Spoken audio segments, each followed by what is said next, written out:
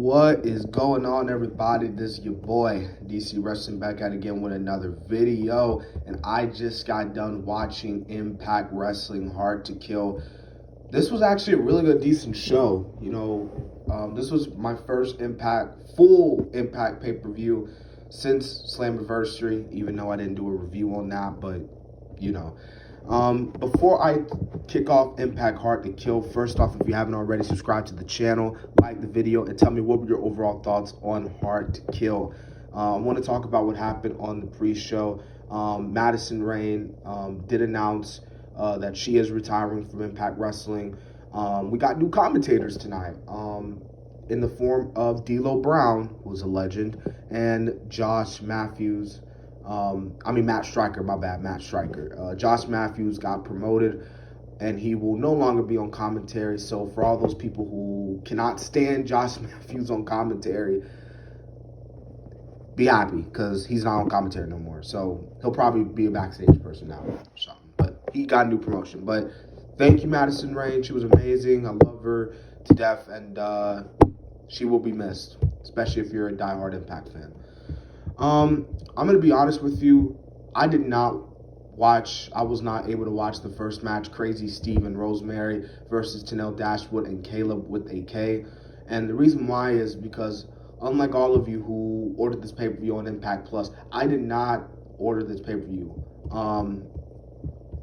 I just didn't, you know what I mean? I actually watched it on a wrestling stream. I don't know what it was called, but it was a wrestling stream, and I was able to watch it. The same wrestling stream that I was able to watch Wrestle Kingdom on, and I was able to watch it tonight. So thank God. But because of the live stream screwing up, I had to go to another wrestling stream, and I was able to find it. And this match was already done. So I heard the match was okay for what it was worth. So I can't really give a full review on the match because I was not able to see it. But the first match I did see was the old school Raw six-man tag team match with Eric Young, Diener, and Joe Doering versus Cousin Jake, Rhino, and Tommy Dreamer. I thought the six-man tag team match was pretty good. Eric Young was absolutely crazy in this match as always. I actually want to talk about Eric Young because he took a bump with the thumbtacks, but he really didn't really come in contact at all with the thumbtacks. Because it was morely on his legs and ass and shit. It wasn't really his back what I thought it would be, because when you look at his back, there were no thumbtacks pressed into it. So but yeah, they get the win. I thought this was a decent match and a decent tag team match. We did get a backstage with Swan talking with Chris Sabian, talking about how they're gonna kill Omega and the Good Brothers.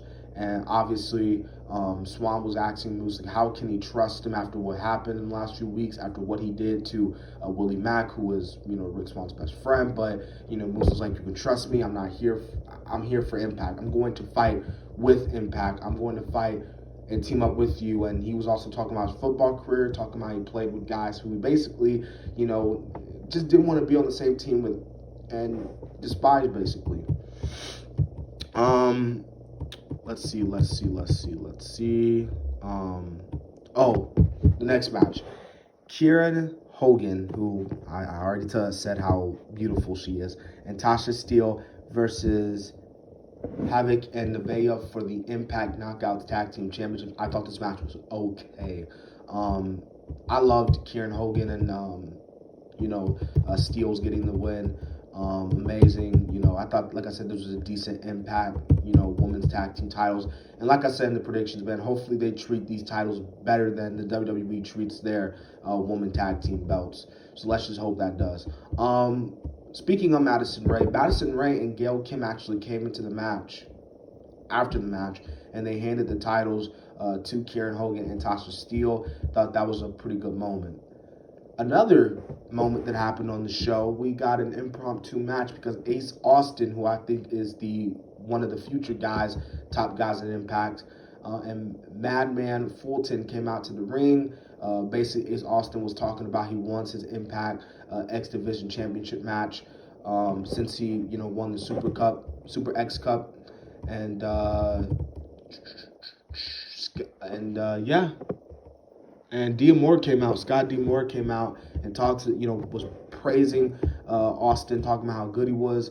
But he says that he does have an opponent for him, and your opponent is always ready. And we see the debut of Matt Cardona, ladies and gentlemen. Matt Cardona, Zack Ryder, whichever one you want to call him. Matt Cardona, Chelsea Green's husband.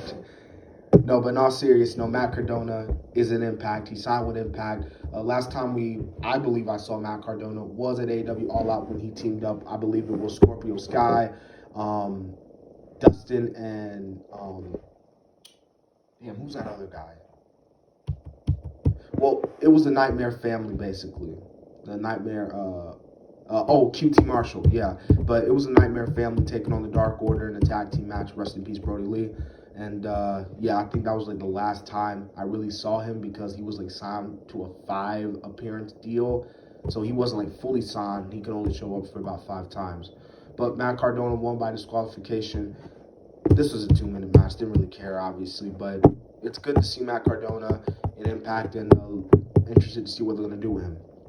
Speaking of the Impact Championship, the Impact X Division Championship was on the line. We had Manic, TJP, defending the title against Rahu versus Chris Bay. This was actually a really good match.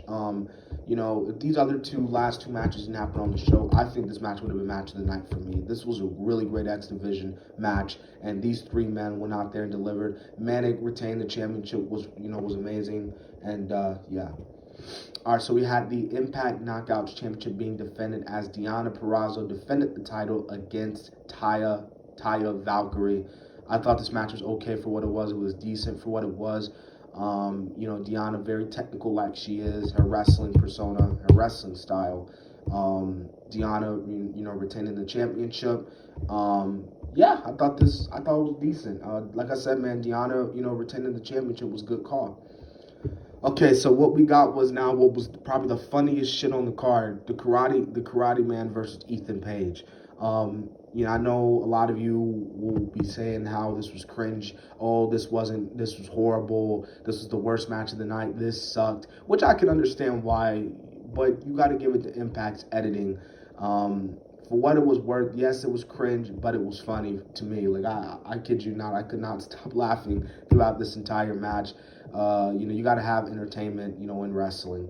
So the Karate Man won via death. Oh, man, hey, the Karate Kid can face if Ethan Page can face his alter persona, the Karate Man, who knows, man, maybe one day, man, we could get the Finn Balor versus his alter ego, the Demon King. Who knows? Don Callis was backstage with Moose talking about his contract. Obviously, Moose, re-signing with Impact for 2 more years, and Moose talking about he's going to win, and talking about he's going to win the Impact World title, and he's going to go after Don's boy and take the AEW World Championship away. So we had the semi-main event, Sami Callihan versus Eddie Edwards in a barbed wire massacre. This match was really great. I know I said Sami should have got the win, but I'm fine with Eddie getting the win. Obviously, you got to give, the babyface a win a lot of times, you know what I'm saying? So I thought this was a really great match, man. These both men they legit, they beat the shit out of each other. So I thought that was good. And now we had, in my opinion, the match of the night, the main event, the 6-man tag team match. Kenny Omega and the Good Brothers with the Invisible Hand, Don Callis. Well, the AEW World Champion, Kenny Omega, and the Impact Tag Team Champions, the Good Brothers, Carl Anderson and Doc Gallows, versus the Impact World Champion, Rick Swann, Kip Sabian, and the other Impact World Champion, Moose. This was an amazing match. This was obviously the match that everybody's been talking about. This is the main reason to why I watched Impact tonight, and this match just delivered, okay? Like, this match lived up to the hype. It sucks that Alex Shelby wasn't there, but like I said, man, Moose was a great replacement. I know some people were saying, oh, Willie Mack should have been it, but like I said, dude, Moose, if you're not a Moose fan, then tonight Moose made you a fan. If you're still not a fan of Moose, then I don't know what Moose will do to make you prove that you're a fan, or whatever the case may be. So yeah, man, so Impact, Hard to Kill. Like I said, I thought this was a good, decent show. The X Division and the the main event and the Barbed Wire Massacre were my three favorite matches on the show. Like I said, man, if you haven't already, subscribe to the channel. I hope you enjoyed my Impact Hard to Kill review. Like I said, I don't really do a lot of Impact reviews because I don't hardly watch Impact, but because of Kenny Omega, because of the Good Brothers, because of this quote-unquote relationship that AEW and Impact has, I had to watch this show. And even though I only tuned in for the main event, really, these other matches were really good. Like I said, that X Division match was really good. So yeah.